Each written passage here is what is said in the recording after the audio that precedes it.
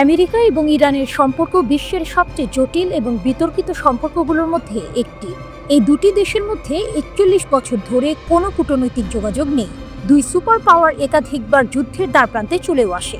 ২০২০ সালের শুরুর দিকে এক বড় সংঘাতের পরিস্থিতি তৈরি হয়েছিল যখন আমেরিকা ইরানের একজন মেজর জেনারেলকে ড্রোন হামলায় হত্যা করে। এর জবাবে ইরান ইরাকে আমেরিকান সামরিক ঘাঁটিতে ক্ষেপণাস্ত্র হামলা চালায়। এই সংঘাতের মূল কারণগুলো বোঝার জন্য এর ইতিহাসের দিকে তাকাতে হবে। ২০ শতকের শুরুতে ব্রিটিশরা ইরানি তেল আবিষ্কার করে। ব্রিটিশরা ইরানকে মাত্র ১৬% মুনাফা দিয়ে একটি কোম্পানি গঠন করে, যা থেকে বেশিরভাগ লাভ তারাই নিত। ১৯৫১ সালে ইরানের গণতান্ত্রিকভাবে নির্বাচিত প্রধানমন্ত্রী মোহাম্মদ মোসাদ্দেক এই কোম্পানিকে জাতীয়করণ করেন। এর ২ বছর পর ১৯৫৩ সালে ব্রিটিশ এবং আমেরিকান গোয়েন্দা সংস্থা CIA মিলে একটি সামরিক অভ্যুত্থানের মাধ্যমে মোসাদ্দেকের সরকারকে ক্ষমতাচ্যুত করে এবং শাহকে একনায়ক হিসেবে বসিয়ে দেয়।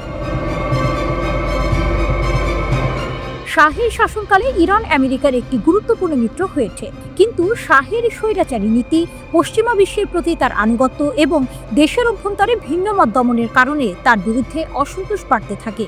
১৯৭৯ সালে ইরান জুড়ে গণবিপ্লব শুরু হয় এবং শাহ দেশ ছেড়ে পালিয়ে যান। এরপর আয়াতুল্লাহ খোমেনি ক্ষমতায় আসেন এবং আধুনিক ইসলামিক প্রজাতন্ত্র ইরান প্রতিষ্ঠিত হয়।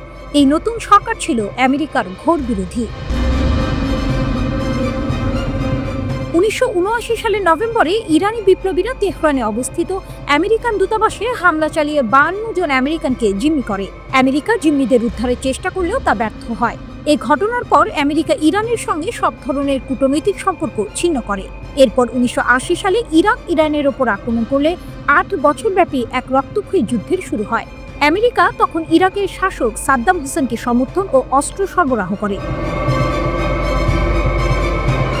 এই সময়ে আমেরিকা এবং ইরানের মধ্যে বেশ কয়েকটি মারাত্মক ঘটনা ঘটে, যেমন পারস্য উপসাগরে একটি আমেরিকান ফ্রিগেট ইরানি মাইন দ্বারা ক্ষতিগ্রস্ত হয়, যার প্রতিক্রিয়ায় আমেরিকা ইরানের নৌবাহিনীর ওপর হামলা চালায়। এছাড়াও ১৯৮৮ সালে আমেরিকান নৌবাহিনী ভুলবশত একটি ইরানি যাত্রীবাহী বিমানকে ক্ষেপণাস্ত্র দিয়ে ধ্বংস করে দেয়, যার ফলে ২৯০ জন মানুষ মারা যায়। ২০০০-এর দশকে ইরানের পারমাণবিক কর্মসূচি নিয়ে উত্তেজনা আরও বাড়ে। ২০১৫ সালে বারাক ওবামা প্রশাসন ইরানের সঙ্গে একটি পারমাণবিক চুক্তি করে, যার ফলে উত্তেজনা কিছুটা কমে। কিন্তু ২০১৬ সালে ডোনাল্ড ট্রাম্প প্রেসিডেন্ট হওয়ার পর তিনি এই চুক্তি থেকে বেরিয়ে আসেন এবং ইরানের ওপর কঠোর অর্থনৈতিক নিষেধাজ্ঞা আরোপ করেন।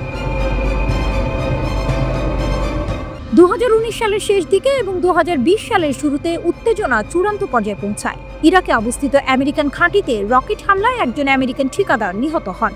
এর জবাবে আমেরিকা ইরান সমর্থিত মিলিশিয়াদের ওপর বিমান হামলা চালায়। এরপর ৩ জানুয়ারি ২০২০ সালে আমেরিকা ইরানের শীর্ষ সামরিক কমান্ডার কাসেম সোলেইমানিকে ড্রোন হামলায় হত্যা করে। এর জবাবে ইরান ইরাকে ২টি আমেরিকান সামরিক ঘাঁটিতে ক্ষেপণাস্ত্র হামলা চালায়। সৌভাগ্যবশত এই হামলায় কোনো আমেরিকান নিহত হয়নি এবং উভয় পক্ষই যুদ্ধ এড়াতে সক্ষম হয়। এই ঘটনার পর ইরান ভুলবশত একটি ইউক্রেনীয় যাত্রীবাহী বিমানকে গুলি করে ভূপাতিত করে, যাতে ১৭৬ জন নিরীহ মানুষের মৃত্যু হয়। গত জুনে ইসরায়েল ইরানে হামলা করে। এক পর্যায়ে যুক্তরাষ্ট্র ইরানের পারমাণবিক স্থাপনায় করে। জবাবে কাতারে অবস্থিত আল উদেইদ মার্কিন সামরিক ঘাঁটিতে হামলা করে ইরান। এরপরই যুদ্ধবিরতিতে সম্মত হয় ইরান ও ইসরায়েল।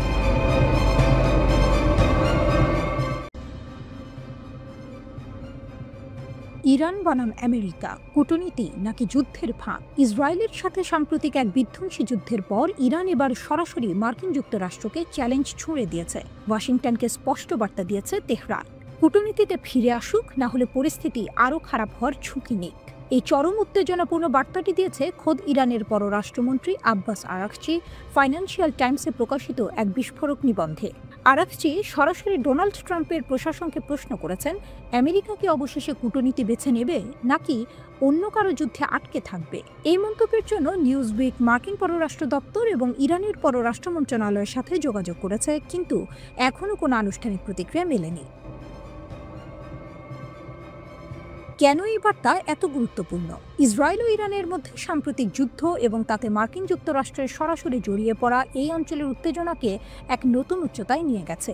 এই সংঘাত তেহরান ও ওয়াশিংটনের মধ্যে উচ্চ পর্যায়ের কূটনৈতিক আলোচনাকে সম্পূর্ণভাবে ভেস্তে দিয়েছে। আরাকচির এই বক্তব্য অঞ্চলের ভঙ্গুর ভারসাম্যকে তুলে ধরে এবং পারমাণবিক নিরস্ত্রীকরণ ও আঞ্চলিক স্থিতিশীলতার উপর ভবিষ্যতের সংলাপের জন্য এক বিশাল ঝুঁকি তৈরি করে। পরিস্থিতি এমন একদিকে যাচ্ছে যেখানে একটি ভুল পদক্ষেপ বড় ধরনের বিপর্যয় ডেকে আনতে পারে। অপ্রত্যাশিত অগ্রগতি ও ইসরায়েলি নাশকতা। আরাকচি দাবি করেছেন ইরান এবং ট্রাম্পের দূত স্টিভ উইটকফ অভূতপূর্ব অগ্রগতি অর্জন করছিলেন। তিনি বলেছেন, 9 সপ্তাহের মধ্যে মাত্র 5টি বৈঠকে মার্কিন বিশেষ দূত স্টিভ উইটকফ এবং আমি ব্যর্থ বাইডেন প্রশাসনের সাথে 4 বছরের পারমাণবিক আলোচনায় যা অর্জন করেছি তার চেয়ে বেশি অর্জন করেছি। কিন্তু এই সাফল্যের পথে বাধা হয়ে দাঁড়ায় ইসরায়েল। ষষ্ঠ আলোচনার ঠিক আগেই ইরানের পারমাণবিক অবকাঠামো লক্ষ্য করে ইসরায়েলের বিমান হামলা শুরু হয়, যা সব অগ্রগতি নষ্ট করে দেয়। 13 জুন ইসরায়েলের এই বিমান হামলাকে তাদের সরকার অস্তিত্বগত হুমকির বিরুদ্ধে একটি পূর্ব নির্ধারিত আক্রমণ হিসেবে বর্ণনা করেছে। এই হামলা ইরানের সাথে 12 দিনের এক ভয়াবহ যুদ্ধের সূচনা করে। এই সংঘাতে এতটাই উত্তেজনা ছড়িয়ে পড়ে যে প্রেসিডেন্ট ট্রাম্প ইরানের ভূগর্ভস্থ পারমাণবিক স্থাপনা লক্ষ্য করে বিমান হামলার অনুমোদনও দিয়েছিল। আরাকচি স্পষ্টভাবে ইসরায়েলকে ইরান এবং ওয়াশিংটনের মধ্যে চলমান আলোচনায় ইচ্ছাকৃতভাবে নাশকতা করার অভিযোগ করেছেন।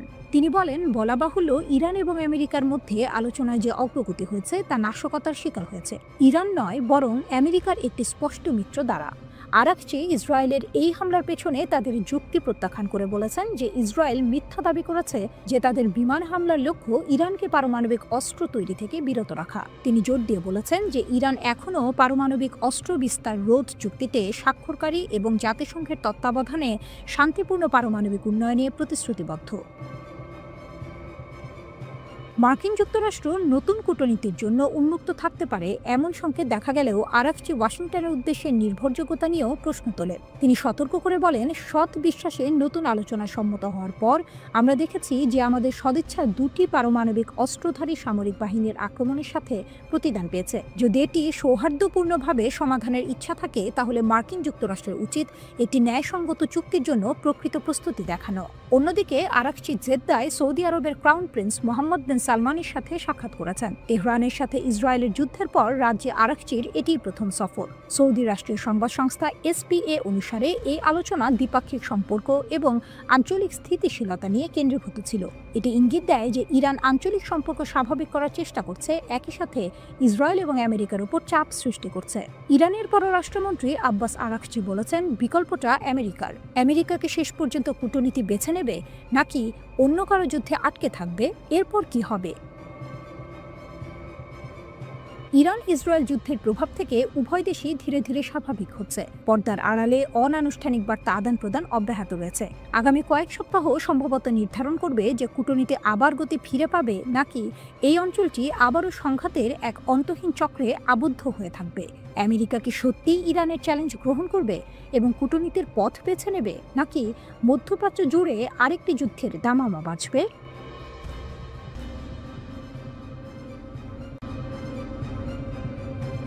ইরান কেন এখনো বিপজ্জনক? ইসরায়েল ইরান সংঘাতের পর বিশ্ব জুড়ে প্রশ্ন উঠেছে, ইরান কি সত্যিই দুর্বল হয়ে পড়েছে? বিশেষজ্ঞরা বলছেন, পারমাণবিক স্থাপনায় মার্কিন হামলা এবং তাদের সহযোগীদের দুর্বল করে দেয়া হলেও ইরান এখনো মারাত্মক বিপজ্জনক। টাইমস অফ ইসরায়েলের বিশ্লেষণ। 12 দিনের এই সংঘাতের ফলস্বরূপ ইরানের পারমাণবিক স্থাপনাগুলোতে মার্কিন বিমান হামলা চালানো হয়। দ্য ইনস্টিটিউট ফর ন্যাশনাল সিকিউরিটি স্টাডিজের সিনিয়র ইরান গবেষক দেনিস সাপ্তির মতে, হামলায় ইরানের কিছু গুরুত্বপূর্ণ স্থান ক্ষতিগ্রস্ত হয়েছে এবং অস্ত্র উৎপাদন বিলম্বিত হতে পারে। কিন্তু সাপ্তি দাবি করেছেন, এই হামলা হুমকির প্রকৃতি মৌলিকভাবে পরিবর্তন করেনি। তিনি বলেছেন, ইরানের শাসনের মূল ভিত্তি এখনো অটুট রয়েছে এবং তারা আবার শক্তিশালী হয়ে উঠতে পারে। 22 জুনের মার্কিন হামলায় ইরানের ভূগর্ভস্থ ইউরেনিয়াম সমৃদ্ধকরণ সুবিধাগুলো লক্ষ্যবস্তু করা হয়েছিল। এর মধ্যে নাতানজ, ইস্পাহান এবং বিশেষভাবে ফোর্দোর গভীরে থাকা সেন্ট্রিফিউজ অ্যারো ছিল। এই সুবিধাগুলোই ইরানের অস্ত্র গ্রেড ইউরেনিয়াম তৈরির মূল চাবিকাঠি। জর্জিয়া টেকের পারমাণবিক প্রকৌশল অধ্যাপক ডক্টর আনা এরিকসন ব্যাখ্যা করেছেন যে এই আক্রমণ বিপজ্জনক মাত্রায় ইউরেনিয়াম সমৃদ্ধ করার জন্য ব্যবহৃত সেন্ট্রিফিউজগুলোর ওপর ছিল। তিনি বলেছেন, ইরান দীর্ঘকাল ধরে সেন্ট্রিফিউজ প্রযুক্তিতে পরিমাণ এবং গুণগত উভয় ক্ষেত্রেই বিনিয়োগ করেছে। আক্রমণের আগে ইরান প্রায় 6500টি IR-2M, 4000টি IR-4 এবং 3000টিরও বেশি IR-6 সেন্ট্রিফিউজ পরিচালনা করেছিল। এই উন্নত মডেলগুলোর গতি এবং গোপনীয়তা উভয় ক্ষেত্রেই পুরানো IR-1 ডিজাইনকে ছাড়িয়ে যায়। উদাহরণস্বরূপ IR-6 প্রতি বছর 10টি পৃথকীকরণ ইউনিট উৎপাদন করতে পারে, যা ইরানে কয়েক সপ্তাহের মধ্যে 60% সমৃদ্ধকরণ থেকে অস্ত্র গ্রেড উপাদানে স্থানান্তরিত করার ক্ষমতা দেয়। নতুন IR-9 সেন্ট্রিফিউজ, যা এখনও পরীক্ষার পর্যায়ে রয়েছে, সেই উৎপাদনকে 5 গুণ বাড়াতে পারে। এরিকসন আরও জানিয়েছেন যে আক্রমণের আগেই ইরানের কাছে প্রায় 400 কিলোমিটার উচ্চ সমৃদ্ধ ইউরেনিয়াম মজুদ ছিল, যা 10টি পারমাণবিক বোমার জন্য যথেষ্ট। এই মজুদ অক্ষত আছে কিনা তা এখনও অজানা। সংঘাতের সময় ইসরায়েল ইরানের ক্ষেপণাস্ত্র কর্মসূচিকেও লক্ষ্যবস্তু করেছে। তারা দাবি করেছে, ইরানের ক্ষেপণাস্ত্র উৎপাদন ক্ষমতা উল্লেখযোগ্যভাবে হ্রাস পেয়েছে এবং কমপক্ষে 2027 সাল পর্যন্ত দীর্ঘপাল্লার অস্ত্র উৎপাদনের ক্ষমতা বিলম্বিত হয়েছে। কিন্তু সাপ্তি সতর্ক করে বলেছেন, এই ব্যর্থতাগুলো নিয়ে আত্মতুষ্টিতে ভোগা উচিত নয়। তার মতে, এটি কেবল ক্ষেপণাস্ত্র বা পারমাণবিক কর্মসূচির বিষয় নয়, এটি শাসন ব্যবস্থার স্থিতিশীলতার বিষয়। তিনি উল্লেখ করেছেন, মার্কিন যুক্তরাষ্ট্র এবং ইসরায়েলি হামলা IRGC জেনারেল সদর দপ্তর এবং এভিন কারাগারকেও লক্ষ্য করেছিল। সম্প্রতি সংঘটিত 12 দিনের যুদ্ধে ইসরায়েলের অন্তত 5টি সামরিক স্থাপনায় ইরানি ক্ষেপণাস্ত্র সরাসরি আঘাত হানে বলে রাডার তথ্যের ভিত্তিতে জানিয়েছে ব্রিটিশ সংবাদ মাধ্যম দ্য টেলিগ্রাফ। ইসরায়েল কর্তৃপক্ষ এসব স্থাপনায় ক্ষেপণাস্ত্র আঘাত হানার কথা এখন পর্যন্ত প্রকাশ্যে স্বীকার করেনি। দেশটির কঠোর সামরিক সেন্সরশিপ আইনের কারণে এসব তথ্য দেশটির গণমাধ্যমে প্রকাশ করাও নিষিদ্ধ। যুক্তরাষ্ট্রের ওরেগন স্টেট ইউনিভার্সিটির একদল গবেষক এই স্যাটেলাইট রাডার তথ্য বিশ্লেষণ করেছেন। তারাই উদ্ধার করা নতুন এই তথ্যগুলো দ্য টেলিগ্রাফকে জানিয়েছেন।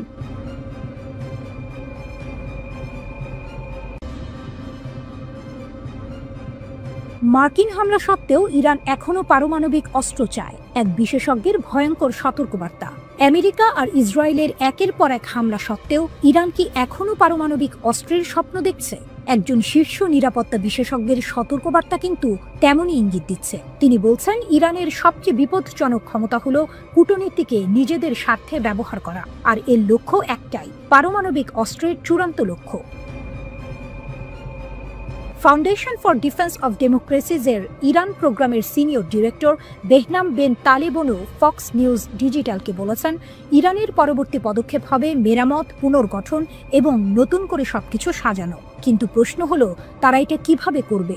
আন্তর্জাতিক সম্প্রদায়ের সাথে ফ্লার্ট করে নাকি সম্পূর্ণ অন্ধকারে চলে গিয়ে? এটা এখনো দেখার বাকি, তিনি যোগ করেন। গত মাসে ইরানের পারমাণবিক কর্মসূচিতে মার্কিন যুক্তরাষ্ট্র এবং ইসরায়েলের হামলার পর ফোর্দো, ইস্পাহান এবং নাতানজ পারমাণবিক স্থাপনা গুরুতরভাবে ক্ষতিগ্রস্ত হয়েছে বলে সরকারি মুখপাত্র ফাতেমে মোহেজেরানি নিশ্চিত করেছেন। তবে ক্ষতির পরিমাণ নিয়ে সন্দেহ রয়েছে, বিশেষ করে হামলার আগে ইরান কঠোর সুরক্ষিত স্থাপনা থেকে কোনো সমৃদ্ধ ইউরেনিয়াম বা সেন্ট্রিফিউজ সরিয়ে নিতে সক্ষম হয়েছিল কিনা তা নিয়ে প্রশ্ন উঠছে। যদিও ট্রাম্প প্রশাসন দাবি করেছে যে তারা 3টি স্থাপনা নিশ্চিহ্ন করে দিয়েছে, ইসরায়েলি কর্মকর্তারা বলছেন তারা পরিস্থিতি নিবিড়ভাবে পর্যবেক্ষণ করছেন। মার্কিন যুক্তরাষ্ট্র এবং ইসরায়েলের বিশেষজ্ঞরা বিশ্বাস করেন, ইরান এখনও বাংকার ধ্বংসকারী বোমা থেকে ক্ষতির পরিমাণ মূল্যায়ন করছে এবং তারা যতটা সম্ভব পুনরুদ্ধার ও মেরামত করার চেষ্টা করবে, যার অর্থ তারা সময় কিনতে চাইবে। বেন তালেবলু বলেছেন, নিঃসন্দেহে সরকার এখনও একটি কূটনৈতিক কৌশল তৈরি করবে যা কাউকে আটকে রাখার জন্য এবং এই সরকারের জন্য যতটা সম্ভব সময় বের করার জন্য ডিজাইন করা হবে। রাষ্ট্রপতি ডোনাল্ড ট্রাম্প আলোচনা শুরু হতে পারে বলে ইঙ্গিত দিলেও ইরান এখনই আলোচনার জন্য তাড়াহুড়ো করতে নারাজ। ইরানি পররাষ্ট্রমন্ত্রী আব্বাস আরাকচি CBS নিউজকে এক সাক্ষাৎকারে বলেছেন, আমি মনে করি না যে আলোচনা এত তাড়াতাড়ি পুনরায় শুরু হবে। কূটনীতির দরজা কখনোই বন্ধ হবে না। বেন তালেবলু যুক্তি দিয়েছেন যে তেহরান সম্ভবত আবারও IAEA-তে প্রবেশাধিকার সীমিত করার চেষ্টা করবে, কারণ তারা যে কোনো দর কষাকষির কৌশল ধরে রাখতে চাইবে। তার মতে ইরানের পরবর্তী পদক্ষেপ এবং সম্ভবত এই মুহূর্তে সবচেয়ে বিপজ্জনক ক্ষমতা হলো এর কূটনৈতিক ক্ষমতা। তিনি বলেন এটি শাসক গোষ্ঠীর ক্ষমতা, যে হয় দুর্বল হাতে আলোচনায় প্রবেশ করে এবং শক্তিশালী হাতে চলে যায়, অথবা তার প্রতিপক্ষের সামরিক বিজয়কে রাজনৈতিক বিজয়ে পরিণত হতে বাধা দেওয়ার চেষ্টা করে। যদি মার্কিন যুক্তরাষ্ট্র এবং ইরানের মধ্যে আলোচনা হয়, তা প্রত্যক্ষ বা পরোক্ষ হোক, ইরানিরা IAEA-তে প্রবেশাধিকার আটকে রাখবে। এটি ইতিমধ্যেই তাদের সবচেয়ে গুরুত্বপূর্ণ অস্ত্র, তিনি যোগ করেন। বেন তালেবানও ব্যাখ্যা করেছেন IAEA-কে দর কষাকষির একটি মাধ্যম হিসেবে ব্যবহার করা ইরানকে কেবল তার পারমাণবিক কর্মসূচি পুনঃপ্রতিষ্ঠার জন্য সময় নষ্ট করতে সাহায্য করে না। বেন তালেবানও সতর্ক করে দিয়েছেন যে ইরান তার পারমাণবিক উচ্চাকাঙ্ক্ষা ছেড়ে দেবে না। তিনি উল্লেখ করেছেন 1980-এর দশকে ইরাকের সাথে যুদ্ধের সময় তেহরানের নিরাপত্তা ব্যবস্থা সম্পূর্ণরূপে পরিবর্তিত হয়েছিল। তার সবকিছুই তখন থেকে শুরু হয়েছিল ব্যালিস্টিক ক্ষেপণাস্ত্র কর্মসূচি, ড্রোন কর্মসূচি, সামুদ্রিক আগ্রাসন, আন্তর্জাতিক সন্ত্রাসী যন্ত্রপাতি এবং পারমাণবিক কর্মসূচি। সবই 1980-এর দশকে শুরু হয়েছিল। তিনি বলেন এই পারমাণবিক কর্মসূচি পুনরুজ্জীবিত করে ইরান একটি চূড়ান্ত প্রতিরোধক খুঁজছিল। ইরানি শাসন ব্যবস্থার এই বিশেষজ্ঞ সতর্ক করে দিয়েছেন যে ভূ রাজনৈতিক লক্ষ্য অর্জনের জন্য ইরানের পারমাণবিক কর্মসূচি বিকাশের 40 বছরের আবেগ মার্কিন সামরিক হস্তক্ষেপের কারণে পরিবর্তিত হবে না।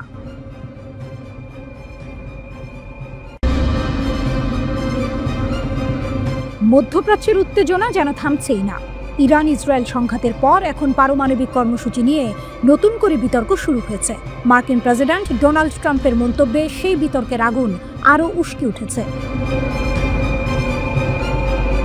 ট্রাম্পের বিস্ফোরক মন্তব্য, ইরান কি নতুন স্থানে পারমাণবিক কর্মসূচি শুরু করবে? মার্কিন প্রেসিডেন্ট ডোনাল্ড ট্রাম্প এক বিস্ফোরক মন্তব্য করেছেন। এয়ারফোর্স ওয়ানে সাংবাদিকদের সঙ্গে কথা বলার সময় ট্রাম্প বলেছেন ইরান নতুন স্থানে তাদের পারমাণবিক কর্মসূচি শুরু করতে পারে। তিনি মনে করেন গত মাসে মার্কিন হামলার পর ইরানের পারমাণবিক কর্মসূচি স্থায়ীভাবে পিছিয়ে গেছে। তবে ট্রাম্পের শঙ্কা, যুক্তরাষ্ট্র ও ইসরায়েলের হামলার পর তেহরান নতুন স্থানে তাদের কর্মসূচি পুনরায় শুরু করতে পারে। তিনি আরও উল্লেখ করেন যে ইরান পারমাণবিক কর্মসূচি পরিদর্শনের অনুমতি দিতে বা ইউরেনিয়াম সমৃদ্ধকরণ বন্ধ করতে রাজি হয়নি। এর আগে যুক্তরাষ্ট্রের প্রতিরক্ষা দফতর পেন্টাগন জানিয়েছিল মার্কিন বিমান হামলায় ইরানের 3টি পরমাণু স্থাপনায় পারমাণবিক কর্মসূচি 1 থেকে 2 বছর পিছিয়ে গেছে। পেন্টাগনের মুখপাত্র শন পার্নেল বলেন হামলার লক্ষ্যবস্তু হওয়া 3 ইরানি পারমাণবিক স্থাপনা ধ্বংস করা হয়েছে। তার ভাষ্য, আমরা অন্তত 1 থেকে 2 বছর তাদের কর্মসূচি পিছিয়ে দিতে পেরেছি। গোয়েন্দা মূল্যায়ন এমনটাই বলছে। ইসরায়েল যুক্তরাষ্ট্রের সমন্বিত হামলা ও ক্ষয়ক্ষতি নিয়ে ভিন্ন মত। নতুন করে পরমাণু চুক্তির লক্ষ্যে ওয়াশিংটন তেহরান পরোক্ষ আলোচনার মধ্যেই 13 জুন ইসরায়েল সামরিক আগ্রাসন শুরু করে, যার লক্ষ্য ছিল ইরানের পারমাণবিক কেন্দ্র ধ্বংস করা। এর 1 সপ্তাহ পর ইসরায়েলের সঙ্গে যোগ দেয় যুক্তরাষ্ট্র। গত 21 জুন মার্কিন B-2 স্টেলথ বোমারু বিমান ইরানের ফোর্দো পারমাণবিক স্থাপনা সহ 3টি পরমাণু কেন্দ্রে বোমা ফেলে।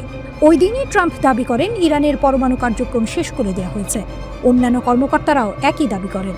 তবে মার্কিন গোয়েন্দা সংস্থাগুলোর তথ্যে ক্ষয়ক্ষতি নিয়ে ভিন্নতা দেখা গেছে। পেন্টাগনের গোয়েন্দা শাখা ডিফেন্স ইন্টেলিজেন্স এজেন্সি DIA জানিয়েছে এই হামলায় ইরানের পারমাণবিক কর্মসূচি মাত্র কয়েক মাস পিছিয়ে গেছে, ধ্বংস হয়নি। ইরান ইউরেনিয়াম সমৃদ্ধকরণ বন্ধে রাজি নয়, ট্রাম্পের উদ্বেগ। মার্কিন প্রেসিডেন্ট ডোনাল্ড ট্রাম্প বারবার বলেছেন ইরান তাদের পারমাণবিক কর্মসূচির পরিদর্শন মেনে নেয়নি এবং ইউরেনিয়াম সমৃদ্ধকরণ বন্ধ করতেও সম্মত হয়নি। হোয়াইট হাউসে স্বাধীনতা দিবস উদযাপন শেষে এয়ারফোর্স ওয়ানে নিউ জার্সি যাওয়ার পথে সাংবাদিকদের সঙ্গে আলাপকালে ট্রাম্প বলেন তিনি বিশ্বাস করেন ইরানের পারমাণবিক কর্মসূচি স্থায়ীভাবে ক্ষতিগ্রস্ত হয়েছে, যদিও ইরান এটি অন্য কোনো স্থানে আবার শুরু করতে পারে। রয়টার্স এ খবর জানিয়েছে। সাংবাদিকদের ট্রাম্প বলেন আমি বলবো এটা স্থায়ীভাবে পিছিয়ে গেছে। আমার মনে হয় ওদের অন্য কোনো স্থানে আবার শুরু করতে হবে, আর যদি ওরা শুরু করে তাহলে সেটা হবে এক বড় সমস্যা। তিনি আরও বলেন তেহরানকে আবার পারমাণবিক কর্মসূচি শুরু করতে দেয়া হবে না এবং ইরান তার সঙ্গে বৈঠক করতে চায়।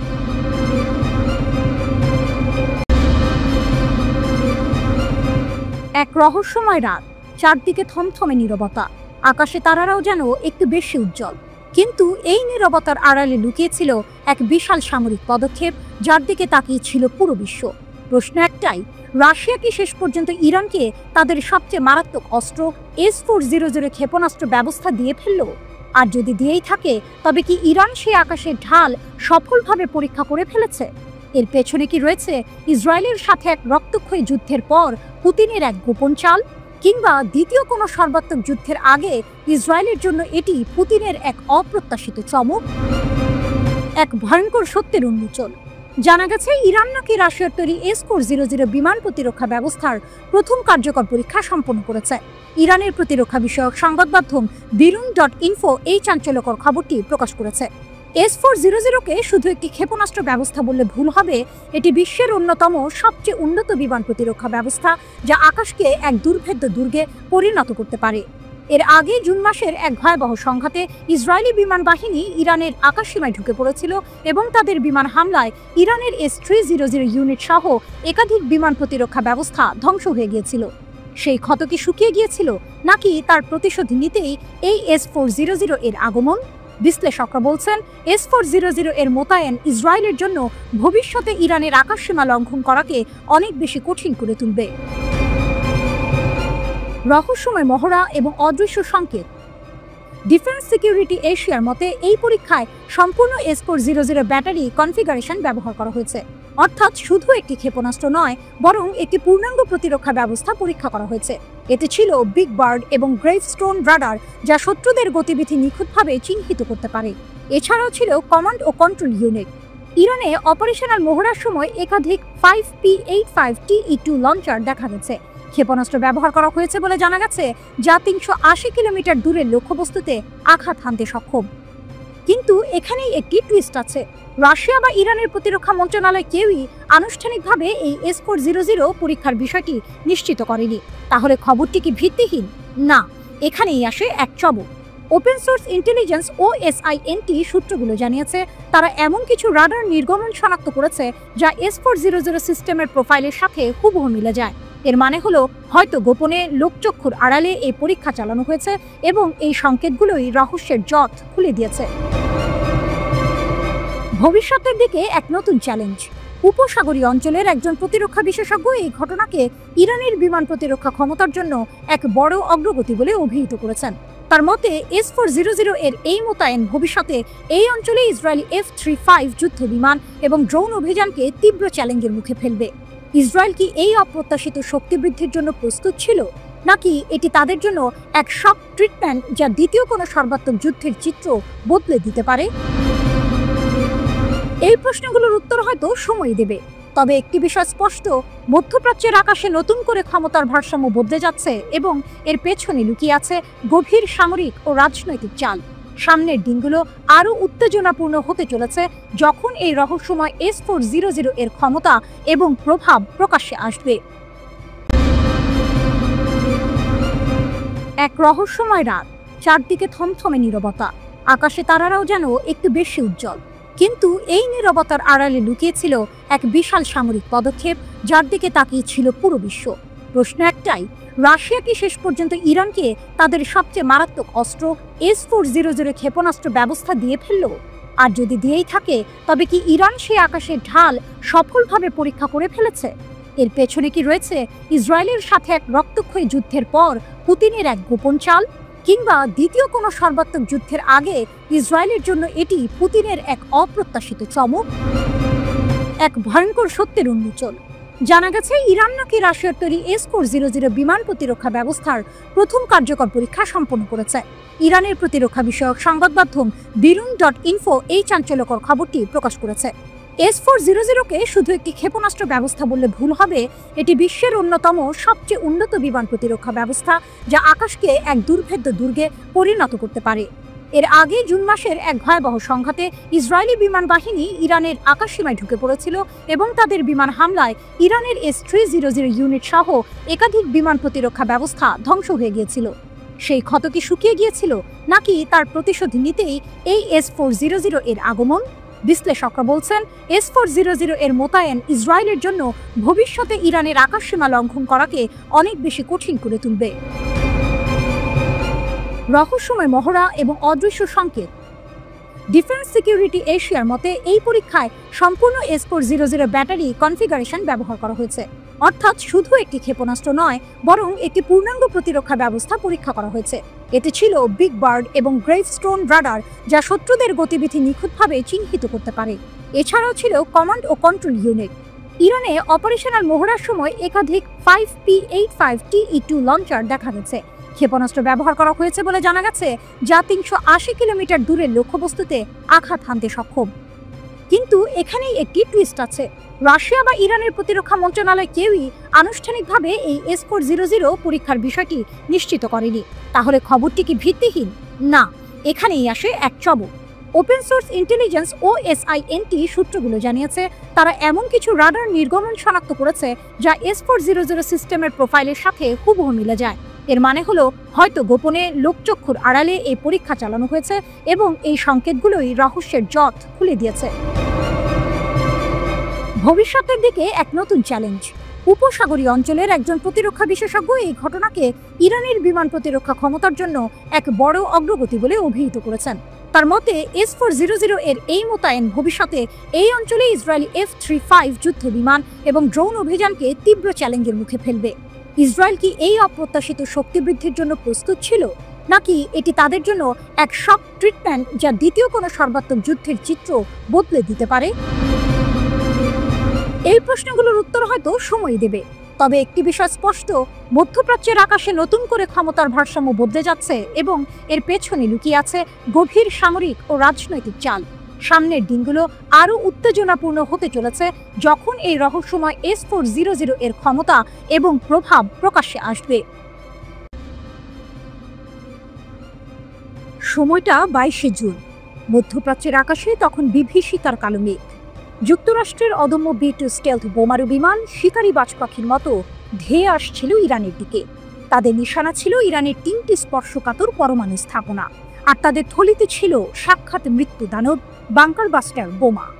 ইস্পাতে মোড়ানো লোহার শিরস্ত্রাণ পরা এই দানব যখন গতি কমিয়ে ইরানের মাটি ভেদ করে ঢুকে যাচ্ছিল, তখন মনে হচ্ছিল যেন কোনো মহাকাব্যিক যুদ্ধের সূচনা হচ্ছে। ইরান সেদিন অসহায় ছিল। তাদের প্রতিরক্ষা ব্যবস্থা এই অদম্য শক্তির বিরুদ্ধে মুখ থুবড়ে পড়েছিল। বিশ্ব দেখল আমেরিকার সামরিক শ্রেষ্ঠত্ব। কিন্তু এই গল্পের সবে তো শুরু। যখন সবাই ভাবছিল ইরানের পরমাণু স্বপ্ন হয়তো চিরতরে ধূলিসাৎ হয়ে যাবে, তখনই খেলার মোড় ঘুরিয়ে দিল এক রহস্যময় মিত্র, দূর প্রাচ্যের পরাশক্তি জাগ্রত ড্রাগন চীন। সাউথ চায়না মর্নিং পোস্টের এক চাঞ্চল্যকর প্রতিবেদন বিশ্বজুড়ে ঝড় তুলল। চীনের সামরিক গবেষকরা, যারা ইরানের ঘনিষ্ঠ মিত্র হিসেবে পরিচিত, তারা নাকি এই যুক্তরাষ্ট্রের ইস্পাতের দানবকে বধ করার এক গোপন কৌশল উন্মোচন করেছেন। বিশ্ব হতবাক। কিভাবে সম্ভব যে বোমা যে কোনো প্রতিরক্ষা ব্যবস্থাকে তুচ্ছ করে মাটির গভীরে ঢুকে যায়? তাকে থামানোর উপায় কি? চীনের বিজ্ঞানীরা মুচকি হাসতেন। তাদের গবেষণা বলল, শত্রুর দুর্বলতা তার শক্তিমত্তার মধ্যেই লুকিয়ে থাকে। বাংকার বাস্টার বোমার নাকের দিকটা শত শত টন ইস্পাতে মোড়ানো, একে ভেদ করা অসম্ভব। কিন্তু এই দানবের পাশগুলো, সেখানে নাকি মাত্র কয়েক সেন্টিমিটার পুরু পাতলা স্টিলের প্রলেপ। এই সেই দুর্বলতা। ঠিক এই পার্শ্বভাগে আঘাত হানতে পারলেই নাকি এই অদম্য বোমাটিকে ভূপাতিত করা সম্ভব। গবেষণাটি করেছেন কুইজিং এর নেতৃত্বে একদল মেধাবী বিজ্ঞানী। তারা চীনের অস্ত্র প্রস্তুতকারী প্রতিষ্ঠান নরিংকোর north west institute of medical and electrical engineering এ কর্মরত। অবাক করা বিষয় হলো, তারা নিজেদের কোনো অত্যাধুনিক অস্ত্র ব্যবহার করেননি, বরং সুইজারল্যান্ডের তৈরি একটি বিমান বিধ্বংসী কামান দিয়ে পরীক্ষা চালিয়েছেন। এই কামান প্রতি 2 সেকেন্ডে 36টি শেল ছুটতে সক্ষম। তাদের গবেষণার ফলাফল ছিল চমকপ্রদ। 1200 মিটার দূরত্ব থেকে এই কামানের মাধ্যমে বাংকার বাস্টার বোমা 42% সম্ভাবনায় ধ্বংস করা সম্ভব। তাহলে কি ইরানের চিন্তা শেষ? বাংকার বাস্টার বোমার দিন ফুরলো? এখানেই আসে গল্পের আসল টুইস্ট। চীনের বিজ্ঞানীরা স্বীকার করেছেন এই কৌশল বাস্তব ক্ষেত্রে প্রয়োগ করা সহজ নয়, কারণ যুদ্ধক্ষেত্রে দ্রুতগামী বোমার গতিপথ মুহূর্তে বদলে যেতে পারে। সেই ক্ষেত্রে লক্ষ্যবস্তু সঠিকভাবে নির্ধারণ করাটা এক বিশাল চ্যালেঞ্জ। চোখের পলকে দ্রুত গতিতে এই বোমাগুলোকে ট্র্যাক করে আঘাত হানার জন্য প্রয়োজন অত্যাধুনিক রাডার ও কম্পিউটার প্রযুক্তি। চীনের কাছে হয়তো তা আছে, কিন্তু বিশ্বের দুর্বল ও ছোট দেশগুলোর কাছে এই প্রযুক্তি নেই। ফলে তাদের পক্ষে তাৎক্ষণিক প্রতিরোধ গড়ে তোলা প্রায় অসম্ভব। বিশ্লেষকরা বলছেন, চীনের এই গবেষণা নিঃসন্দেহে ভবিষ্যতের জন্য প্রযুক্তিগত প্রতিরক্ষা সক্ষমতা গড়ে তুলতে সহায়ক, কিন্তু এর সফল প্রয়োগ নির্ভর করবে যুদ্ধের সামগ্রিক কৌশল এবং বাস্তব পরিস্থিতির ওপর। ইরান হয়তো সামরিক স্বস্তি পেয়েছে, কিন্তু এই ইস্পাতের দানব আর কৌশলী ড্রাগনের লড়াইয়ে কে জিতবে তা সময়ই বলে দেবে। এক পক্ষ যখন অস্ত্র তৈরি করে, অন্য পক্ষ তখন তার দুর্বলতা খুঁজে বের করে। এ যেন এক অনন্ত যুদ্ধ, ক্ষমতার ভারসাম্য রক্ষার এক তীব্র প্রতিযোগিতা। রাত গভীর, থমথমে নিস্তব্ধতা গ্রাস করেছে ইরানের আকাশ। হঠাৎ বিকট শব্দে কেঁপে উঠল পারমাণবিক স্থাপনার ছাদ। ইসরায়েল আর আমেরিকার যৌথ আগ্রাসন শুরু হয়ে গেছে। চারিদিকে যুদ্ধ, ধ্বংস আর হাহাকার, কিন্তু ইরানকে এত সহজে হার মানে? গোয়েন্দা মন্ত্রণালয়ের কন্ট্রোল রুম। লাল আলোয় ভেসে যাচ্ছে ম্যাপের ওপরের সবুজ বিন্দুগুচ্ছ। 13 জুন 2025, যুদ্ধ শুরু হয়েছে। টার্গেট পারমাণবিক, সামরিক, বেসামরিক লক্ষ্যবস্তু। ইসরায়েল আমেরিকার আগ্রাসন। 12 দিনের মাথায় যুদ্ধ থামল, কিন্তু কিভাবে? ইরানের গোয়েন্দা মন্ত্রণালয়ের এক বিবৃতিতে সারা বিশ্ব চমকে উঠেছে। পূর্ণ স্কেল হাইব্রিড আগ্রাসন। ইরানের দাবি, শুধু ইসরায়েল আর আমেরিকা নয়, সন্ত্রাসী সংগঠন, কিছু ইউরোপীয় দেশ, এমনকি পশ্চিমা গোয়েন্দা নিরাপত্তা ন্যাটো পর্যন্ত এই যুদ্ধে ইসরায়েলের পাশে ছিল। লক্ষ্য ছিল শুধু সামরিক আঘাত হানা নয়, ইরানের শাসনকে উৎখাত করা, দেশকে ভেঙে ফেলা এবং বিশৃঙ্খলা সৃষ্টি করা। প্রেস টিভির প্রতিবেদনে বলা হয়েছে, শত্রুরা উন্নত স্যাটেলাইট, সাইবার ট্র্যাকিং, নজরদারি, আর্টিফিশিয়াল ইন্টেলিজেন্স এবং সোশ্যাল মিডিয়া প্রযুক্তি ব্যবহার করে ইরানের উপর সর্বাত্মক হামলা চালিয়েছিল। তারা ভেবেছিল ইরান হয়তো দুর্বল হয়ে পড়বে, কিন্তু তাদের জানা ছিল না ইরানি গোয়েন্দারা এক অন্য স্তরের খেলা খেলছে। দেশের নিরাপত্তার বিরুদ্ধে একটি অভিযান বাস্তবায়িত হয়নি। গোয়েন্দা মন্ত্রণালয়ের এই ঘোষণা যেন বিজয়ের হুঙ্কার। এটি সম্ভব হয়েছে সর্বোচ্চ নেতা আয়াতুল্লাহ সাইয়েদ আলী খামেনির নির্দেশ এবং জাতির অদম্য চেতনার কারণে, বলছে ইরানি গোয়েন্দা মন্ত্রণালয়। বিবৃতিতে উঠে এসেছে চাঞ্চল্যকর তথ্য। দখলকৃত ফিলিস্তিনি অঞ্চল জুড়ে ইরান চালিয়েছে ব্যাপক পাল্টা গুপ্তচর বৃত্তি অভিযান। ইসরায়েল সরকারের ভেতরের যেসব ব্যক্তি এই অভিযানে সহযোগিতা করেছিল, তাদের চিহ্নিত করে কয়েকজনকে গ্রেপ্তার করা হয়েছে। মোসাদ এজেন্টদেরও ধরাশায়ী করা হয়েছে। মোট 13টি প্রদেশ থেকে মোসাদ সংশ্লিষ্ট 20 জন এজেন্টকে গ্রেপ্তার করা হয়েছে। শুধু তাই নয়, দায়েশের মতো তাকফিরি সন্ত্রাসী গোষ্ঠীর 3 জন কমান্ডার এবং 50 জন সদস্যকে গ্রেপ্তার করেছে গোয়েন্দা মন্ত্রণালয়। এই সন্ত্রাসীরা আগ্রাসনকারীদের লক্ষ্য পূরণে কাজ করছিল।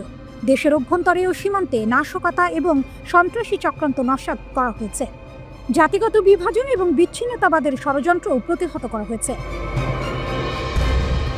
আগ্রাসনকারীরা একই সাথে ইরানের সাবেক স্বৈরাচারী রাজা রেজা পাহলভির নির্বাসিত পুত্র এবং মোসাদ এজেন্টদের উপর ভিত্তি করে একটি পুতুল সরকার প্রতিষ্ঠার ষড়যন্ত্র করেছিল। কিন্তু গোয়েন্দা মন্ত্রণালয় এই ষড়যন্ত্রগুলো শনাক্ত ও ব্যাহত করেছে।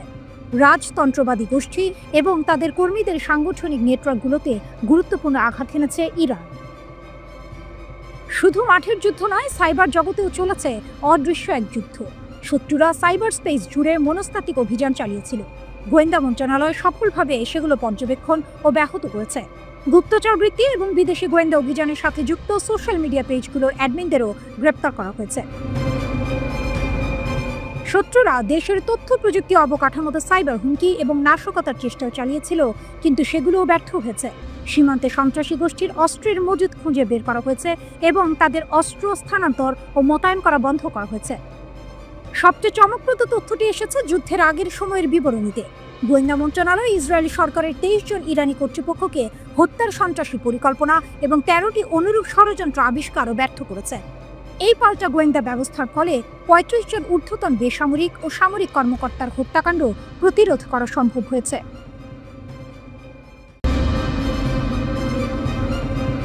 হলিউড থ্রিলারের চেয়েও নাটকীয়। ইসরায়েলের আকাশ রক্ষায় আমেরিকার হিমশিম উন্মোচিত হল মিসাইল গ্যাপ। গভীর রাতের নিস্তব্ধতা ভেঙে ইসরায়েলের আকাশ যখন ইরানি ক্ষেপণাস্ত্রের গর্জন আর বিস্ফোরণে কেঁপে উঠল, তখন কেবল মধ্যপ্রাচ্য নয়, বিশ্বজুড়েই ছড়িয়ে পড়ল এক চাপা আতঙ্ক। আর এই বাস্তবতায় সবচেয়ে বড় চমক হল, ইসরায়েলের আকাশ সুরক্ষায় নেমে আমেরিকা নিজে যে কতখানি দুর্বল তা প্রকটভাবে ধরা পড়েছে। ওয়াল স্ট্রিট জার্নালের এক চাঞ্চল্যকর প্রতিবেদনে উঠে এসেছে এই ভয়ঙ্কর সত্য। যুক্তরাষ্ট্রের ক্ষেপণাস্ত্রের ব্যবধান এখন আর কোনো গোপন বিষয় নয়, বরং এক উন্মুক্ত ক্ষত। অপ্রত্যাশিত দুর্বলতা যখন মার্কিন ঢালও ব্যর্থ।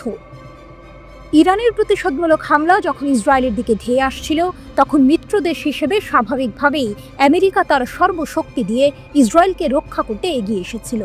মোতায়েন করা হয়েছিল দুটি অত্যাধুনিক third terminal high altitude area defence ক্ষেপণাস্ত্র প্রতিরক্ষা ব্যবস্থা, যা যুক্তরাষ্ট্রের বিশ্বব্যাপী সরবরাহের প্রায় 1/3। ভাবুন একবার, বিশ্বের সবচেয়ে শক্তিশালী সামরিক বাহিনীর প্রায় 1/3 প্রতিরক্ষা শক্তি একযোগে নিয়োজিত। কিন্তু কি আশ্চর্য, এত কিছুর পরেও বেশ কয়েকটি ইরানি ক্ষেপণাস্ত্র সফলভাবে এই প্রতিরক্ষা স্তর ভেদ করে ইসরায়েলের অভ্যন্তরে আঘাত হানতে সক্ষম হয়েছে। এই ঘটনা কেবল ইসরায়েলের জন্যই নয়, খোদ আমেরিকার প্রতিরক্ষা ব্যবস্থার জন্য এক বিরাট প্রশ্নচিহ্ন তৈরি করেছে। $1.5 বিলিয়ন থার্ড ক্ষেপণাস্ত্র এই অভিযানে ব্যয় করা হয়েছে, অথচ ফলাফল পুরোপুরি আশানুরূপ নয়। যুক্তরাষ্ট্রের মোট 7টি থার্ড ইউনিটের মধ্যে 5টি বর্তমানে দেশটির বাইরে মোতায়েন রয়েছে। এর অর্থ কি?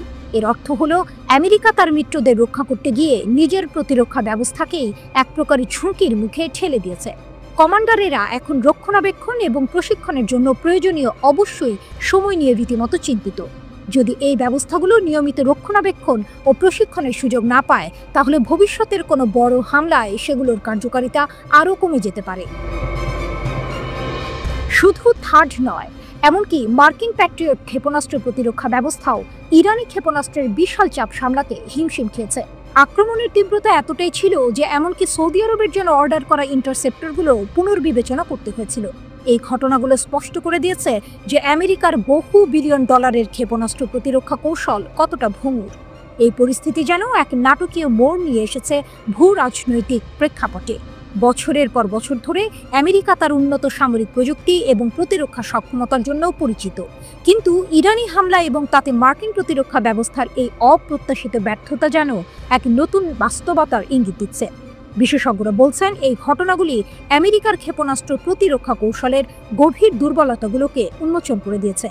এর মানে কি এই যে সামরিক শক্তি এবং প্রযুক্তির ক্ষেত্রে নতুন করে ভারসাম্য তৈরি হচ্ছে, নাকি এটি কেবল একটি ব্যতিক্রমী পরিস্থিতি যা দ্রুত কাটিয়ে ওঠা সম্ভব? যাই হোক না কেন, ইসরায়েলের আকাশ থেকে ভেসে আসা ক্ষেপণাস্ত্রের গর্জন এবং আমেরিকার প্রতিরক্ষা ব্যর্থতার এই গল্প মধ্যপ্রাচ্যের ভূ রাজনৈতিক খেলার নিয়মগুলোকে নতুন করে লিখতে পারে। আর এই গল্পের পরবর্তী পর্বে কি হবে তা জানতে আমাদের সবাইকে শ্বাসরুদ্ধ করা অপেক্ষায় থাকতে হবে।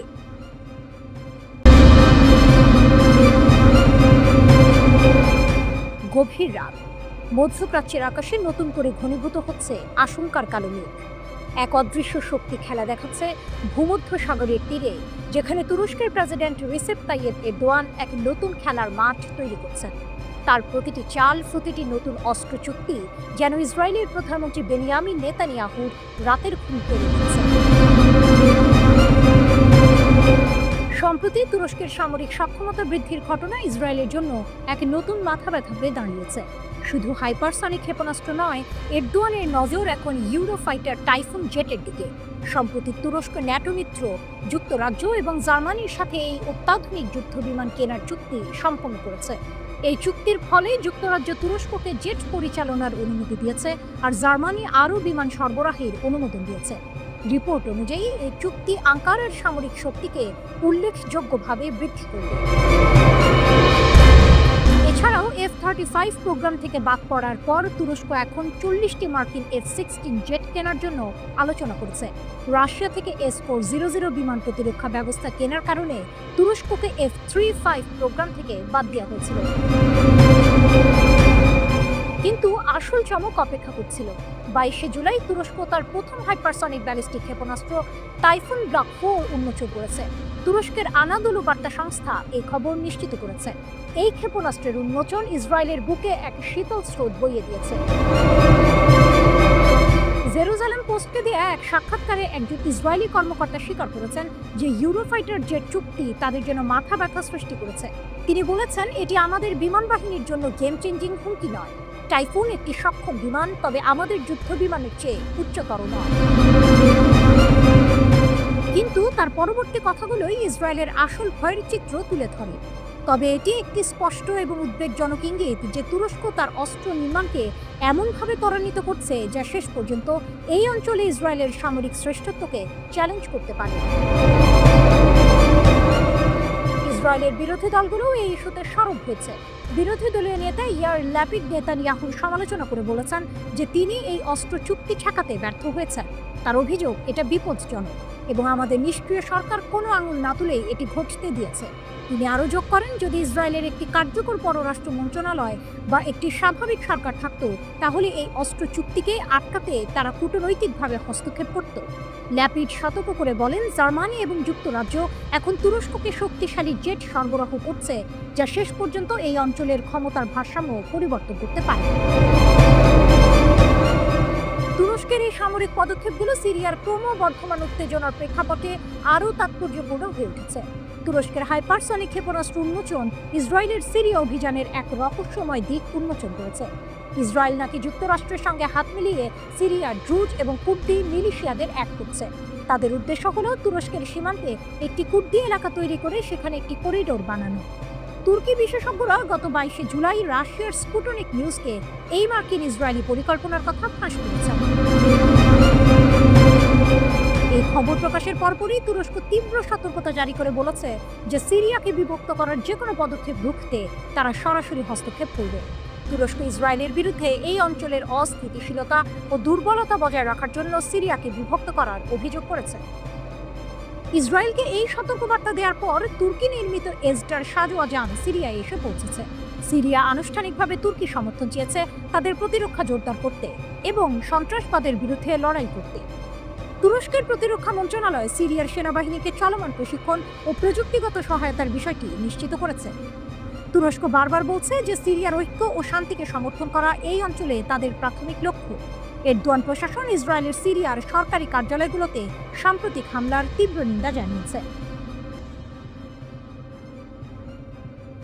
ইসরায়েলের কিছু প্রধান দুর্বলতা এবং ইরানের সামরিক কৌশলের একটি নতুন দিক। ইসরায়েলের ভূখণ্ডগত দুর্বলতা। একটি ছোট দেশ, বড় বিপদ। আপনি কি কখনো ভেবে দেখেছেন একটি দেশের আকার কিভাবে তার প্রতিরক্ষা ব্যবস্থাকে প্রভাবিত করতে পারে?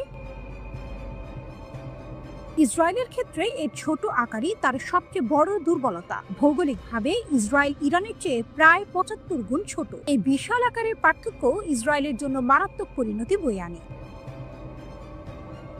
কল্পনা করুন একটি ছোট বাড়ি যেখানে লুকানোর খুব বেশি জায়গা নেই। ইসরায়েলের অবস্থাও ঠিক তেমন। এর সীমিত আয়তনের কারণে ইসরায়েলের দিকে নিক্ষেপ করা যে কোনো ক্ষেপণাস্ত্র কয়েক মিনিটের মধ্যেই তার লক্ষ্যে পৌঁছাতে পারে। এর মানে হলো তাদের কাছে ক্ষেপণাস্ত্র শনাক্ত করা, সতর্কতা জারি করা বা এমনকি জনগণকে সরিয়ে নেওয়ার জন্য সময় থাকে খুবই কম। এই সময় সংকটই ইসরায়েলের জন্য এক বড় চ্যালেঞ্জ। অন্যদিকে ইরানের বিশাল আকার তাদের ক্ষেপণাস্ত্রের মজুদ অনেক জায়গায় লুকিয়ে রাখতে সাহায্য করে। এর ফলে ইসরায়েলের পক্ষে প্রতিটি ক্ষেপণাস্ত্রের গুদাম খুঁজে বের করে ধ্বংস করা প্রায় অসম্ভব হয়ে পড়ে। ইরান তাদের ক্ষেপণাস্ত্র ব্যবস্থাকে শুধু ছড়িয়ে ছিটিয়ে রাখেনি, বরং সুরক্ষিত স্থানেও স্থাপন করেছে। এর ফলস্বরূপ ইসরায়েলি হামলাগুলো দ্রুত সমস্ত ক্ষেপণাস্ত্র উৎক্ষেপণ ক্ষমতাকে অকার্যকর করতে পারে না, যা তাদের জন্য একটি ধারাবাহিক হুমকি হয়ে দাঁড়ায়। খরচ এবং কৌশল। অসম যুদ্ধ। এই সামরিক সংঘাতের আর্থিক দিকটি আরো আশ্চর্যজনক। একটি একক দিনের ক্ষেপণাস্ত্র হামলায় ইরানের খরচ হয়েছে $200 মিলিয়ন বেশি, যেখানে ইসরায়েলের প্রতিরক্ষা বাহিনী আইডিএফ খরচ করেছে $1 বিলিয়ন। অর্থাৎ ইরান যত টাকা খরচ করেছে, ইসরায়েল তার 5 গুণ বেশি খরচ করেছে নিজেদের রক্ষা করতে। সংখ্যাগুলো বিশ্লেষণ করলে দেখা যায় ইসরায়েলের অ্যারো ক্ষেপণাস্ত্রের দাম প্রায় $2.5 মিলিয়ন, ডেভিডের স্লিং এর দাম প্রায় $1 মিলিয়ন এবং আয়রন ডোম ক্ষেপণাস্ত্রের দাম $20,000 থেকে $1 লাখ। এর বিপরীতে ইরানের ব্যালিস্টিক ক্ষেপণাস্ত্রের দাম মাত্র $2 লাখ এবং ড্রোনগুলোর দাম $20,000 থেকে $50,000। এই খরচ বৈষম্য ইসরায়েলের জন্য একটি দীর্ঘমেয়াদী সমস্যা তৈরি করে।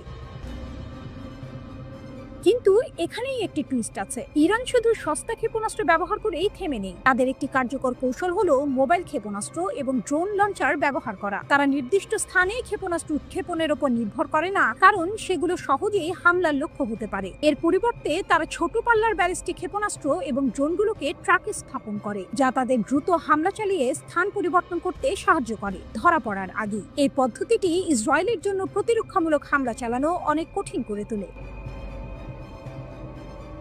এছাড়াও ইরানের অস্ত্রের মজুদ দুর্গম অঞ্চলে ছড়িয়ে ছিটিয়ে থাকে, যা বড় আকারের বোমা হামলায় ক্ষয়ক্ষতি কমায়। এর মানে হলো বারবার আক্রমণের পরেও তাদের কাছে সবসময় অস্ত্র থাকে।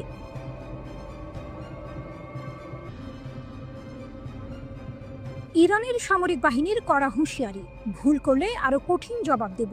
ইরানের শীর্ষ সামরিক commander major general Abdur Rahim Musavi এক বিস্ফোরক মন্তব্য করেছেন, যা পশ্চিম এশিয়া এবং আন্তর্জাতিক রাজনীতিতে নতুন করে উত্তেজনার জন্ম দিয়েছে। তিনি ইরানের মহাকাশ বাহিনীর প্রশংসায় পঞ্চমুখ হয়েছেন এবং প্রতিপক্ষকে হুঁশিয়ারি দিয়ে বলেছেন, এটি মহাকাশ বাহিনীর ধারালো তরবারি ছিল, যা ঐশ্বরিক সহায়তার মাধ্যমে শত্রুদের মাথা এবং তাদের হাত কেটে ফেলতে সক্ষম হয়েছিল।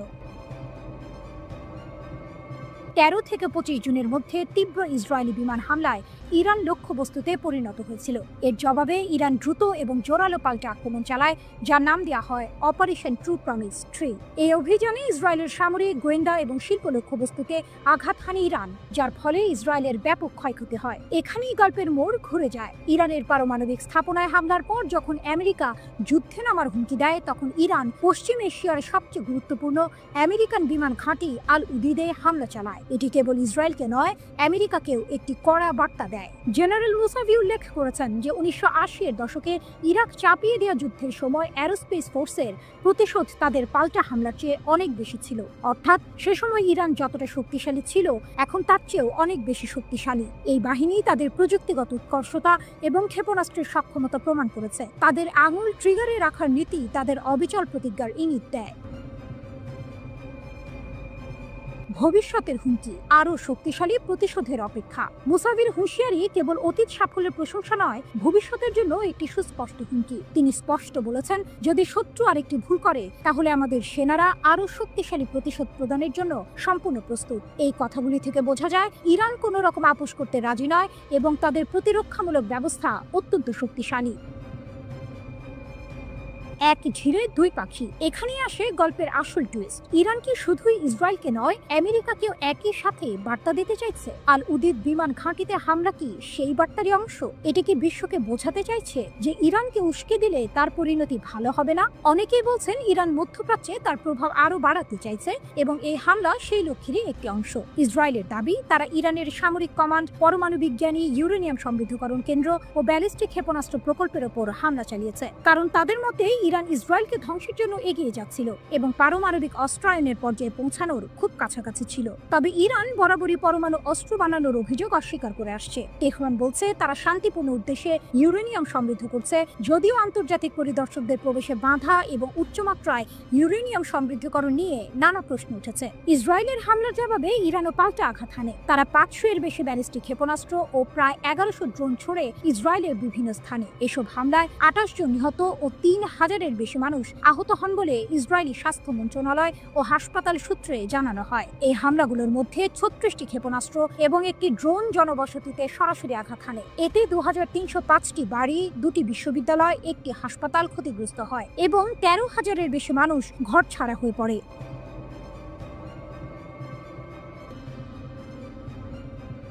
আল-কুদস ব্রিগেডের অভিযান। গাজা উপত্যকায় 21 মাস ধরে চলা ইসরায়েলের গণহত্যা যুদ্ধের মধ্যেও ফিলিস্তিনি প্রতিরোধ বাহিনী, বিশেষ করে আল-কুদস ব্রিগেড, তাদের অভিযান চালিয়ে যাচ্ছে। তারা খান ইউনিসে দখলদার বাহিনীকে লক্ষ্য করে এক জটিল আক্রমণ চালিয়েছে, যার বিস্তারিত বিবরণ প্রকাশ করেছে আল-কুদস ব্রিগেড।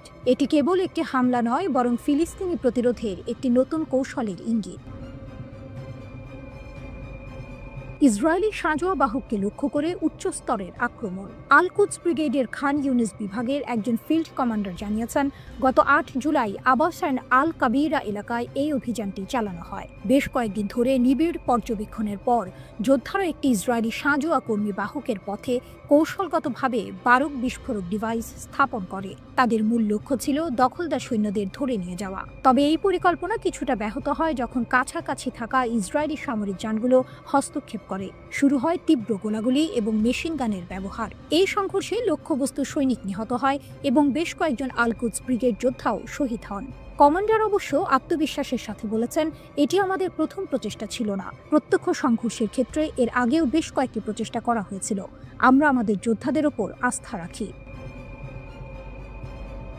বিস্ফোরক ডিভাইসের তাণ্ডব এবং গোয়েন্দা ড্রোন আটক। আল-কুদস ব্রিগেড 15 জুলাই ঘোষণা করেছে তারা খান ইউনিসের দক্ষিণ পূর্বে মাআন এলাকায় ইসলামিক বিশ্ববিদ্যালয়ের কাছে একটি পূর্বস্থাপিত ব্যারেল বিস্ফোরক ব্যবহার করে আরও একটি ইসরায়েলি সামরিক যান ধ্বংস করেছে। এছাড়াও 10 জুলাই গাজা শহরের পূর্বে সুজাইয়ার সেন্ট্রাল স্ট্রিট এলাকায় দখলদারদের অনুপ্রবেশের সময় একটি উচ্চ বিস্ফোরক ডিভাইস ব্যবহার করা হয়। এই ডিভাইসটি বিপরীত প্রকৌশলের মাধ্যমে তৈরি হয়েছিল, যা আক্রমণকারী সামরিক যানটিকে সফলভাবে ধ্বংস করে দেয়। এই ঘটনা প্রমাণ করে ফিলিস্তিনি প্রতিরোধ বাহিনী তাদের নিজস্ব প্রযুক্তিগত সক্ষমতা বৃদ্ধি করেছে। আল-কুদস ব্রিগেড ভিডিও ফুটেজও প্রকাশ করেছে, যেখানে দেখা গেছে যোদ্ধারা গাজা শহরের তুফা পাড়ার পূর্বে জাবাল আল সুরানিতেও অবস্থানরত দখলদার বাহিনীর ওপর সমন্বিত হামলা চালাচ্ছে। এই হামলায় 107 মিমি রকেট এবং মর্টার শেল ব্যবহার করা হয়েছে। আল-কুদস ব্রিগেড 15 জুলাই ঘোষণা করেছে তারা পূর্ব গাজা শহরের তুফা পাড়ায় গোয়েন্দা তথ্য সংগ্রহের সময় একটি ইসরায়েলি গোয়েন্দা ড্রোনের নিয়ন্ত্রণ নিয়েছে। এটি ইসরায়েলি সামরিক বাহিনীর জন্য একটি বড় ধাক্কা, কারণ তাদের সংবেদনশীল তথ্য প্রতিরোধের হাতে চলে যাওয়ার ঝুঁকি তৈরি হয়েছে। এদিকে ফিলিস্তিনের গাজা উপত্যকায় অভিযান শেষে ফেরার পর আবারও এক ইসরায়েলি সেনা আত্মহত্যা করেছেন। সিরিয়ার দখলকৃত গোলান মালভূমির একটি সামরিক ঘাঁটিতে 14 জুলাই ওই সেনার মরদেহ উদ্ধার করা হয়। খবর টিআরটির। ইসরায়েলি সেনাবাহিনীর এক বিবৃতিতে জানানো হয়েছে ওই সেনাকে মৃত অবস্থায় পাওয়া গেছে, তবে বিস্তারিত কোনো তথ্য প্রকাশ করা হয়নি। স্থানীয় টেলিভিশন চ্যানেল 12-এর খবরে বলা হয় আত্মহত্যাকারী ওই সেনা নাহাল ব্রিগেডের সদস্য ছিলেন এবং গাজায় সামরিক অভিযানে সক্রিয়ভাবে অংশ নিয়েছিলেন। গত 10 দিনের মধ্যে এটি তৃতীয় ইসরায়েলি সেনার আত্মহত্যার ঘটনা। ইসরায়েল যুক্তরাষ্ট্রকে ইরানের কড়া হুঁশিয়ারি। যুদ্ধ যেখানে থেমেছিল সেখান থেকে আবার শুরু হবে। সাম্প্রতিক সংঘাতের পর ইরান আবারও যুক্তরাষ্ট্র ও ইসরায়েলকে স্পষ্ট হুঁশিয়ারি দিয়েছে। ইসলামিক রিভলিউশনারি গার্ড কর্পস IRGCর প্রধান commander major general Mohammad Pakpour ঘোষণা করেছেন, যদি আবার কোনো আগ্রাসন হয় তাহলে ইরানের প্রতিশোধমূলক যুদ্ধ যেখানে থেমেছিল ঠিক সেখান থেকেই পুনরায় শুরু হবে। শত্রুদের আবারও আঘাত করার জন্য ইসলামী প্রজাতন্ত্র সম্পূর্ণ প্রস্তুত বলেও তিনি জোর দিয়েছেন। ইরানের সেনাপ্রধান মেজর জেনারেল আমির হাতামির সাথে এক বৈঠকে পাকপুর এই মন্তব্য করেন। তিনি দৃঢ়তার সাথে বলেন, IRGCর মনোবল এখন সর্বোচ্চ পর্যায়ে রয়েছে এবং শত্রুর বিরুদ্ধে যে কোনো পাল্টা আক্রমণের জন্য সশস্ত্র বাহিনী পুরোপুরি প্রস্তুত ও সমন্বিত। পাকপুর ইরান ও তাদের শত্রুদের মধ্যে ঘটে যাওয়া 12 দিনের এক কঠিন যুদ্ধের কথা উল্লেখ করেন। তিনি জানান, সেই সময় ইরানকে ইসরায়েল ও যুক্তরাষ্ট্রের আগ্রাসন মোকাবিলা করতে হয়েছিল। পাকপুর দাবি করেন, এই সময়ে ইরানের সশস্ত্র বাহিনী জাতির বীরত্বপূর্ণ সমর্থন নিয়ে ইরানের ইতিহাসের সবচেয়ে কঠিন ও জটিল যুদ্ধ এবং রাষ্ট্রদ্রোহ নিষ্ক্রিয় করতে সক্ষম হয়েছিল। গত 13 জুন ইসরায়েল বিনা প্ররোচনায় ইরানের বিরুদ্ধে আগ্রাসন শুরু করে। এর ফলে বহু উচ্চপদস্থ সামরিক কমান্ডার, পারমাণবিক বিজ্ঞানী এবং সাধারণ বেসামরিক নাগরিক নিহত হন। এর পরের সপ্তাহে যুক্তরাষ্ট্র এই যুদ্ধে যোগ দেয় এবং 3টি ইরানি পারমাণবিক স্থাপনায় বোমা হামলা চালায়। ইরানের পাল্টা জবাব, ব্যালিস্টিক ক্ষেপণাস্ত্রের ভয়ঙ্কর আঘাত। তবে ইরান চুপ থাকেনি। প্রতিশোধ হিসেবে শত শত ইরানি ব্যালিস্টিক ক্ষেপণাস্ত্র এবং ড্রোন ইসরায়েলি বিমান প্রতিরক্ষা ব্যবস্থাকে ভেদ করে। এসব ক্ষেপণাস্ত্র ও ড্রোন অধিকৃত ফিলিস্তিনি অঞ্চল জুড়ে গুরুত্বপূর্ণ সামরিক, গোয়েন্দা, শিল্প, জ্বালানি এবং গবেষণা ও উন্নয়ন স্থাপনাগুলোতে নির্ভুলভাবে আঘাত হানে। এখানেই শেষ নয়, ইরানের সশস্ত্র বাহিনী কাতারের আল উদেইদ বিমান ঘাঁটিতেও ব্যালিস্টিক ক্ষেপণাস্ত্র হামলা চালায়, যা পশ্চিম এশিয়ার বৃহত্তম আমেরিকান সামরিক ঘাঁটি। পাকপুর গর্ব করে বলেন, ইরানি জনগণ এবং সশস্ত্র বাহিনীর ইচ্ছা শক্তি এবং মর্যাদা জয়ী হয়েছে। আমরা সবাই একসাথে দাঁড়িয়ে আছি। প্রিয় ইরান কখনো তার শত্রুদের সাথে লড়াইয়ে পরাজিত হয়নি। তিনি আরো বলেন, যুদ্ধের শেষ দিনগুলিতে ইসরায়েলিরা তাদের নিজেদের চোখে প্রতিশ্রুত নরক দেখেছিল। আক্রমণকারীদের আমরা ছাড়ব না। আইআরজিসি প্রধানের বার্তা ছিল স্পষ্ট, আমরা আক্রমণকারীদের ছেড়ে দেব না। আক্রমণকারীদের বিরুদ্ধে যুদ্ধ ঠিক সেখান থেকেই শুরু করব যেখানে এটি থেমেছিল। মেজর জেনারেল হাতামিও ইসরায়েলি শাসন ব্যবস্থার কঠোর নিন্দা করেছেন। তিনি বলেছেন, দুষ্ট ইহুদিবাদী শাসন ব্যবস্থা এই অঞ্চল এবং বিশ্বের শান্তি ও নিরাপত্তার জন্য হুমকি এবং মুসলমানদের শত্রু। সুযোগ পেলে এটি এই অঞ্চলের অন্যান্য দেশগুলিতেও আক্রমণ করবে। হাতামি আরও প্রতিশ্রুতি দেন, আমরা প্রতিশ্রুতি দিচ্ছি সেনাবাহিনী এবং আইআরজিসি পাশাপাশি থাকবে এবং হাতে হাত রেখে ইরানের গর্বিত পতাকার জন্য কাজ করবে।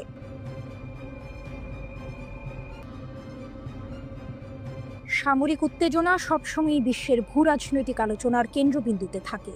ইরানের সামরিক সক্ষমতা নিয়ে দেশটির শীর্ষ সামরিক কর্মকর্তাদের মন্তব্য সেই আলোচনায় নতুন মাত্রা যোগ করেছে।